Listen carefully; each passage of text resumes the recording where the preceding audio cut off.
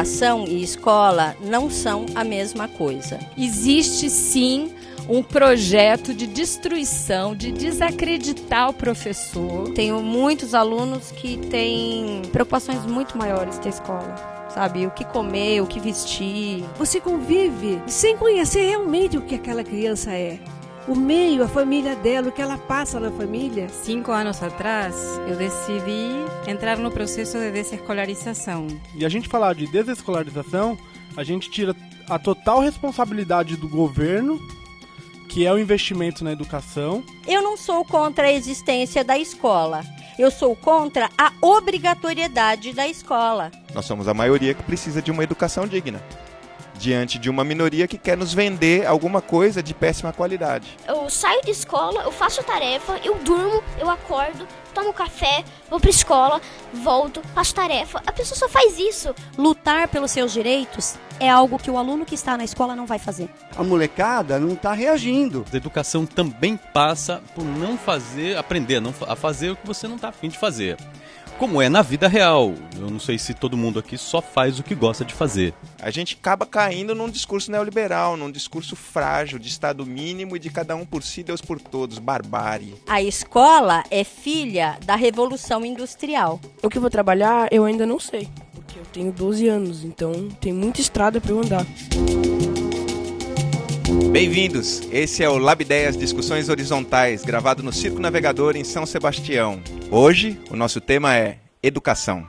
Gente, isso é muito difícil. Viver é difícil, né? Porque as pessoas são tão diferentes, mesmo dentro de uma única família. Os filhos, cada um tem um jeito, cada um tem uma cabeça, cada um tem uma maneira de pensar. E a gente, como professora, eu fui professora durante 30 anos, você enxerga aquela criança de uma maneira que nem sempre é aquilo que ela realmente é. O meio, a família dela, o que ela passa na família, né? A natureza do relacionamento dela com os pais, com os irmãos, se ela come, se ela não come, se ela tem amor, se ela tem carinho. Esse tempo todo que eu trabalhei com criança, primeiro nas escolas isoladas, no tempo que não tinha estrada, né? Então eram aquelas crianças que não tinham vivência nenhuma de rádio, de televisão, de nada que viesse de fora. Era um ambiente diferente, era uma vida simples, uma vida pacata, uma vida assim, sem muito sonho. Ninguém tinha sonho de ser nada na vida. Era crescer e ser pescador, plantar, aprender a plantar, coisa que eles sabiam desde pequenininho, né? Porque o pai vai para a roça, a mãe vai para a roça e leva aquela criança junto. Então a vida era aquilo. E o professor convivia ali com aquela realidade, né? Depois eu saí das escolas isoladas e vim dar aula na cidade. Era outra realidade. As crianças da cidade não têm aquela pureza que tem a criança de uma escola isolada, né? Era diferente. Mas eu procurava estudar cada criança. Eu procurava ter dentro da minha sala de aula um ambiente de alegria, porque eu acho que a criança que está contente, que está feliz, ela aprende, né? A não ser que ela tenha algum defeito na cabeça, porque tem uns que eu tentei ensinar, e aí eu não entendia por que aquela criança não conseguia aprender. Então eu vou ensinar a desenhar, eu vou ensinar coisas, jogar, eu vou ensinar coisas que ela tem capacidade de fazer, porque eu quero ela feliz. Eu não quero forçar uma criança a fazer aquilo que ela não pode, que ela não tem capacidade. A infância é uma coisa que depois que passa, não volta mais, né? Então vamos ser felizes, eu acho que isso é uma coisa boa. É muito gratificante quando a gente cativa, mas né, eu tenho muitos alunos que têm preocupações muito maiores que a escola, sabe? O que comer, o que vestir, né? Quem é meu pai? Onde está a minha mãe agora? A pessoa tem que estar aprendendo e tem que estar feliz. O que adianta você estar sentado numa cadeira dura, olhando para uma pessoa falando? Eu fico assim, poxa vida, ninguém aqui quer aprender. É legal você aprendendo no museu, é legal você aprendendo viajando, vendo a cultura. É muito legal isso. Tipo, minha mãe, ela falou, você quer sair de escola? Eu perguntei, por quê? Porque eu vejo você voltar triste de escola, você não é feliz de escola. Eu pensei isso também. Você fica 6 horas sentado numa cadeira, olhando para uma pessoa falar e copiando página, essas coisas, eu fico muito indignado com isso. Tem uns alunos que entram em depressão, assim. Eu saio de escola, eu faço a tarefa, eu durmo, eu acordo, tomo café, vou pra escola, volto, faço tarefa. A pessoa só faz isso. Ela não convive, não nada. E eu acho, assim, muito horrível isso. Bom, pra mim, é isso. Que nem o meu amigo Bruno, eu tô fora da escola há 4 anos.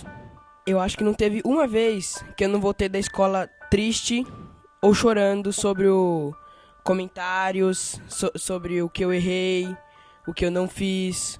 Quando minha mãe chegou e falou: Pedro, o que você acha de sair da escola? No começo eu tive uma resistência, porque como assim sair da escola? E eu vou ser o que quando eu crescer? Eu vou fazer o que da minha vida? Daí depois a minha mãe falou: a gente vai ter um programa de estudo pra você, que a gente vai seguir uma linha, mas não vai ser tão chato quanto a escola. Aí foi ok.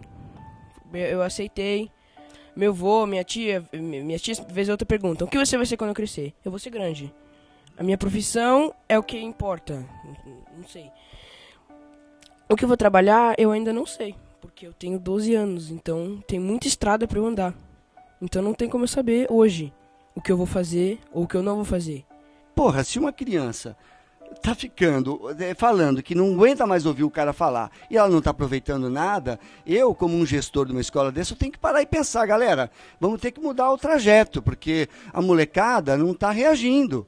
Eu, por exemplo, acho que educação e escola não são a mesma coisa. Porque parece que então você só vai receber educação se você estiver na escola. Não é verdade. A escola é filha da Revolução Industrial. A escola, do jeito que nós conhecemos hoje, nasceu da necessidade de tirar as mães dos seus lares para que pudesse ter uma produção em massa, mais operários fazendo a mesma coisa. E aí as crianças tiveram que ir para a escola. Mas isso é do fim do século XVIII. Então quer dizer que antes disso não havia educação? É claro que havia.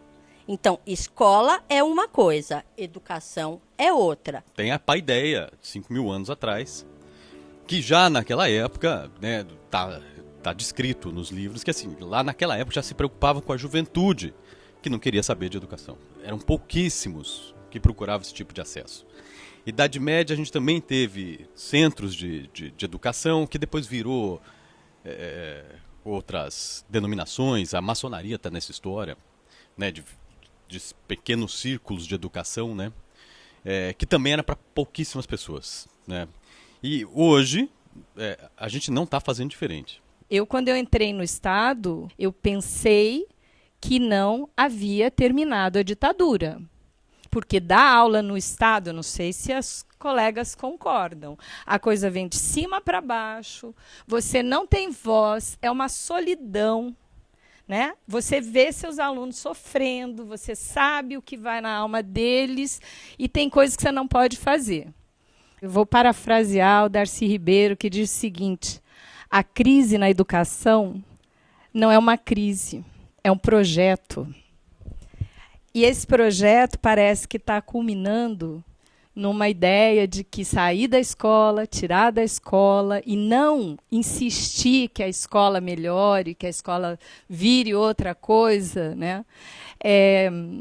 Parece que está pegando, como dizem por aí.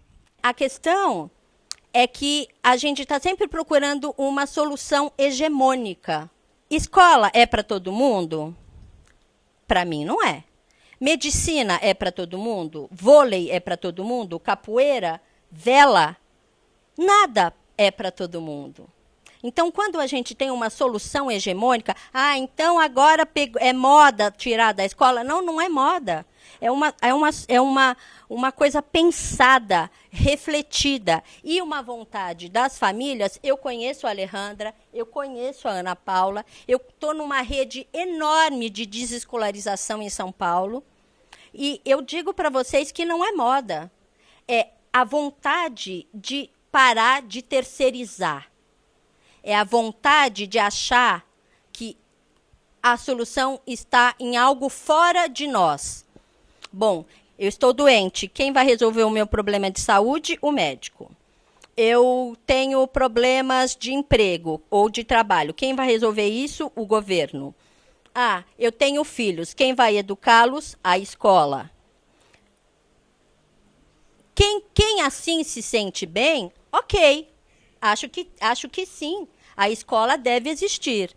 E a pessoa tem que bancar as consequências dessa sua escolha.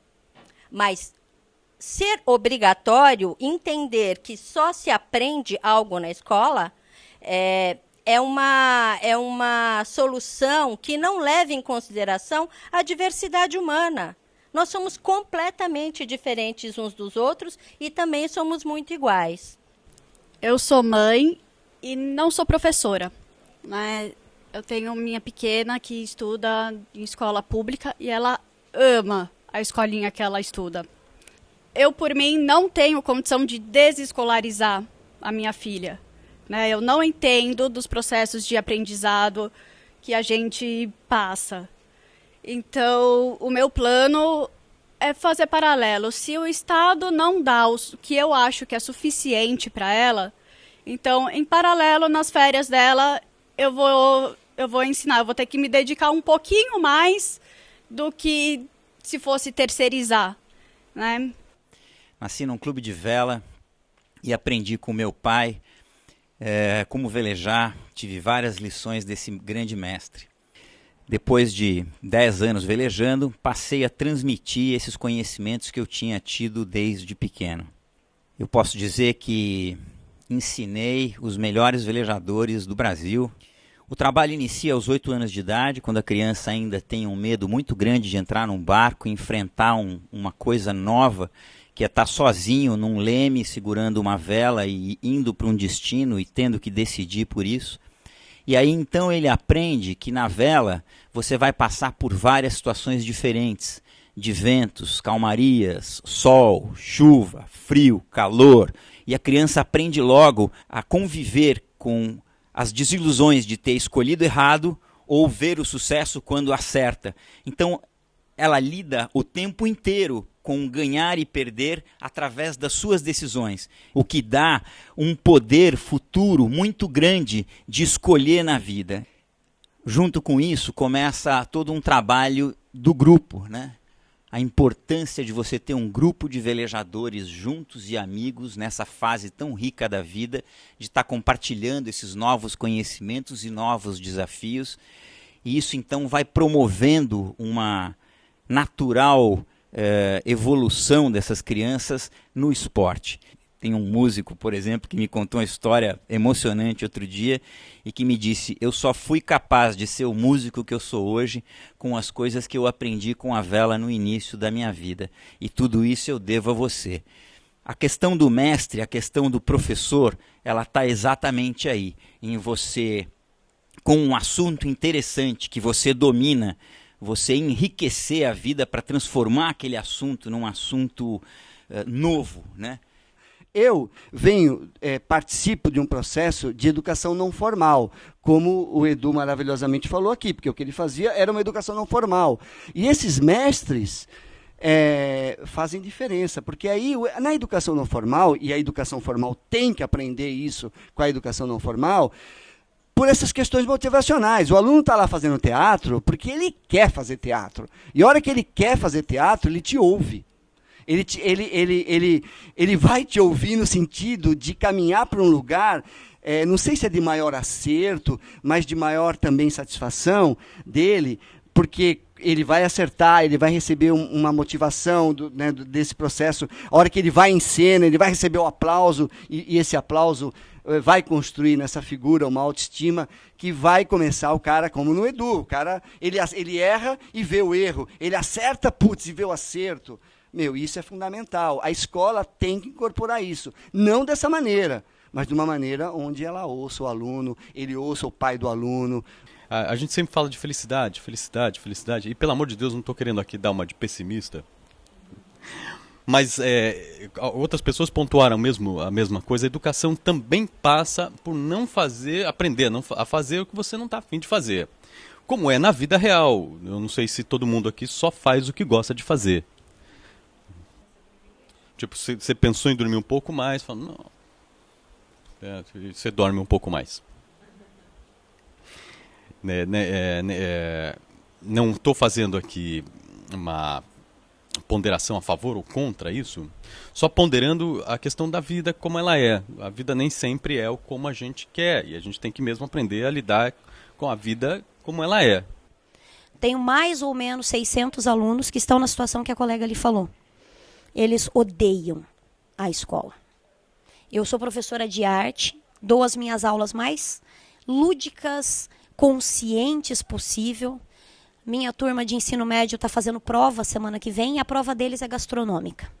Nós vamos construir uma prova de alimentos artísticos. E através daí eu consigo fazê-los tentar entender o que é a estética e o que é a beleza da existência. Consigo fazer eles entenderem ou pelo menos aceitarem que existe alguma coisa além do funk, além do layout do videogame, alguma coisa além do Facebook, do WhatsApp, e que existe alguma vida além da televisão. E para mim isso é maravilhoso. E eu acho que é importantíssimo desmistificar que a escola forma, desmistificar que você precisa de um diploma para ter uma profissão.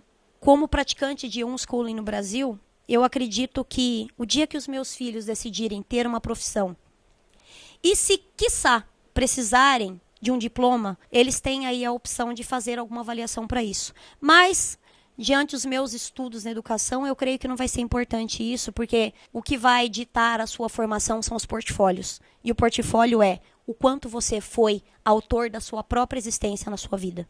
Porque hoje, infelizmente ou felizmente, o diploma não diz mais nada sobre ninguém.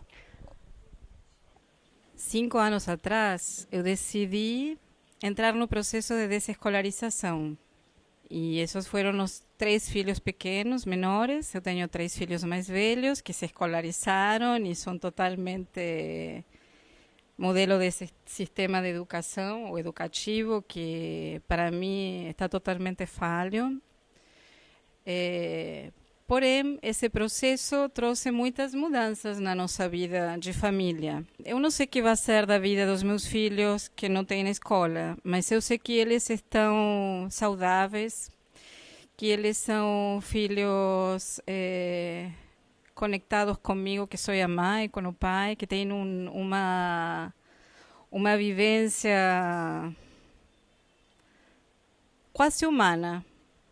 A gente está num campo muito filosófico, existencial, lindíssimo, comungo com tudo o que está acontecendo. E eu tenho medo que esse discurso que a gente faz aqui chegue num ponto de que a gente realmente não precisa mais da escola, a gente não precisa mais dos direitos, a gente não precisa mais de nada.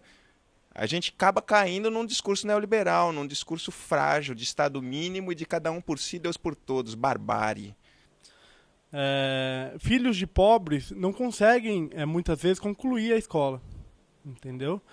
Então, assim, eles já saem da escola para poder ir trabalhar. E é isso que o governo quer. E a gente falar de desescolarização, a gente tira a total responsabilidade do governo, que é o investimento na educação, e passa a responsabilidade para os pais, que tem que sair para poder trabalhar. E é muito diferente do que era antigamente. Entendeu? Hoje você vê governo tirando o transporte escolar da criança. Eu entendo a questão da luta. Também acho que a luta não é para todo mundo. Acho que tem jeitos de lutar. Eu estou lutando muito sem pegar megafone, né? Eu estou lutando, mas talvez eu não esteja guerreando. Mas acho sim. É importante lutar? Você acha que você deve lutar? Vai lá e luta. Né? Mas não pode ser para todo mundo, porque tem outras milhares de formas de agir e de pensar. concordo em parte com a colega, escolarizar vai ser para poucos. E a gente cai também num problema que vai ser só um grupo. Quem consegue isso? O grosso da sociedade não consegue. Então, a gente precisa de uma escola que responda, né, ao grosso da sociedade. E eu acho que o que a gente mais percebe hoje é que está totalmente falida, porque você não tem... a pessoa sai da escola sem entender as coisas. Por exemplo, dizem os jovens hoje não leem. Eles não leem porque eles não entendem mais o que eles leem. Esse é um grande problema. Quem trabalha com público, como eu trabalhei por muitos anos, a gente percebeu nesses 20 anos que as pessoas começaram a ter uma dificuldade grande até em dizer o que necessitam. Então, quando a gente fala em escola, a gente fala em tudo, a gente fala nas necessidades que a pessoa tem do dia a dia. Isso que a gente tem que lembrar. E aqui se falou muito também em ensino superior, quando eu acho que o grande problema da nossa educação começa no fundamental. Para mim que militei no movimento estudantil, venho de grêmio estudantil, e ouvi de que a luta às vezes não é necessária, né, de que não precisa pegar no megafone para poder conquistar os direitos, a gente dá a chance de um governo como esse que a gente tem hoje no país, né, que não é legítimo, fazer o que está fazendo. Beneficiar as grandes empresas, os grandes empresários e precarizar a educação no país. Então, assim, a gente chegou num ponto totalmente crítico da educação pública, principalmente. Acho que é isso. Gostaria que a gente se atentasse para o fato de falar educação e escola são coisas distintas. Segundo, desescolarizar não significa que todo mundo tem que sair da escola. Desescolarizar é uma opção de quem quer formar um ser integral. A escola não está falida, a escola é necessária, existe quem precisa dela, assim como precisamos de um padeiro, um professor, um músico, precisamos de todas as pessoas na sociedade. E temos o direito de escolher qual caminho seguir. Não é porque tenho filhos escolarizados que não estou em greve, não é por isso que não vou na rua, não é por isso que eu não ando na periferia e luto pelos direitos sociais daqueles que precisam no meu país. São coisas distintas. Lutar pelos seus direitos é algo que o aluno que está na escola não vai fazer, porque é opcional e é programado a estratégia de guerra, formar jovens alienados que trabalham 14 horas por dia e se sentem cansados demais e acham que têm o direito de jogar videogame ou assistir novela no restante do tempo útil da vida dele, porque ele trabalhou muito e ele está cansado. E por isso ele não tem tempo de ver o que está sendo feito no país. É uma estratégia de alienação ter uma educação falha, é uma estratégia de alienação formar maus professores, é uma estratégia de alienação, tudo isso que a gente está vivendo. Todos os setores têm que lutar para que seja melhor a saúde e a educação, mas a gente tem que parar de se ver cada um de um lado da trincheira. Não estamos todos do mesmo lado lutando pelas mesmas coisas. Se o meu ativismo é na rua levantando placa e tentando acertar o pescoço dele, tem gente que está na internet, tem gente que está conversando com o vizinho, tem gente que está conversando com a criança, tem gente que está explicando o que é ser politizado. Não precisa ser ingênuo nas nossas militâncias, mas a gente não pode deixar de militar. E uma coisa importante de lembrar também nessa fala é que a gente sempre se entende minoria. A minoria da desescolarização, a minoria da capoeira, a minoria homossexual, a minoria negra, a minoria... Gente, só existe uma minoria nesse mundo. É a elite. Nós somos a maioria. Fragmentadas para ser mais facilmente organizadas, dominadas. Então, essa noção das minorias ela é importantíssima no sentido da afirmação e do reconhecimento individual e de pequenos grupos. Mas, quando falamos em nome de uma educação decente, nós somos a maioria. Nós somos a maioria que precisa de uma educação digna, diante de uma minoria que quer nos vender alguma coisa de péssima qualidade. E eu, então, de novo, convoco todos nós para nos entendermos maioria, apesar das nossas diferenças, das nossas particularidades. E, a partir disso, provocar um mundo melhor, provocar um estado de vida com um mínimo de saúde e sanidade. Eu acho que como um processo de mudança, seria levar esse vídeo ou atitudes como essa para dentro da escola para tentar iniciar um processo de um caminho de reforma. Eu não sei como é que faz para mudar isso de cima para baixo. O fato de ser burrice é comum também para a nossa história. Porque hoje O legislativo legisla sobre o legislativo e a gente aceita isso o tempo todo. Quer dizer, obviamente a gente também tem que aceitar que a escola não caminhe para uma avaliação onde ela teria que alterar o seu currículo diante de ver que não está acontecendo coisas de fato. As crianças não estão afim de estar na escola. Não se educa a questão de formação de um ser que vai além desse conhecimento cartesiano. Então, acho que a escola precisa mexer com isso. Esses empreendimentos como esse têm que ir para dentro da escola para começar a gerar um processo dentro dos pais e aí abrir também dentro da cabeça desses educadores esse processo. Porque se você olhar hoje uma escola, ele é uma hierarquização, ele é um jogo de poder dentro da escola. A criança, o educando que está ali, ele está absorvendo isso. Porque criança são seres hipersensíveis e eles estão percebendo tudo isso. E essa mudança, é difícil, viu? Aí eu não sei como que a gente faz. Mas o que nós temos que fazer, talvez, é levar para dentro, darmos quem é pai, quem é mãe, ou quem não é. A gente levar isso adiante, né? Levar nas esferas onde isso pode acontecer realmente uma modificação. Então, quem é mãe e tem aluno na escola, vai na reunião de pais e levanta a mão e fale isso. De repente, será que a gente não tem que mexer no currículo? Ô, dona diretora, vamos mexer no currículo? Será que a gente não pode criar uma outra dinâmica? Será que não pode fragmentar esse... Não tudo que é antigo é ruim, mas uma forma do século XVIII. O professor aqui, eu vou transferir minha sabedoria. Então, a gente criar os instrumentos fantasiosos de colocar um negocinho na cabeça de um, na cabeça de todos, para transformar isso, né? Então, já que é para transferir conhecimento, vamos criar então uma fantasia disso. Porque se não for isso, a gente tem que ir um pouco mais perto da alma humana, da alma dessa criança, que são maravilhosas, e ver o que é que a gente tem que aprender com o que eles estão dizendo, né, meu? Eu acho que é um pouco por aí. Obrigado por tudo que eu ouvi, né? Chegamos ao final de mais um Lab Ideias. Muito obrigado a todos que colaboraram para esta realização.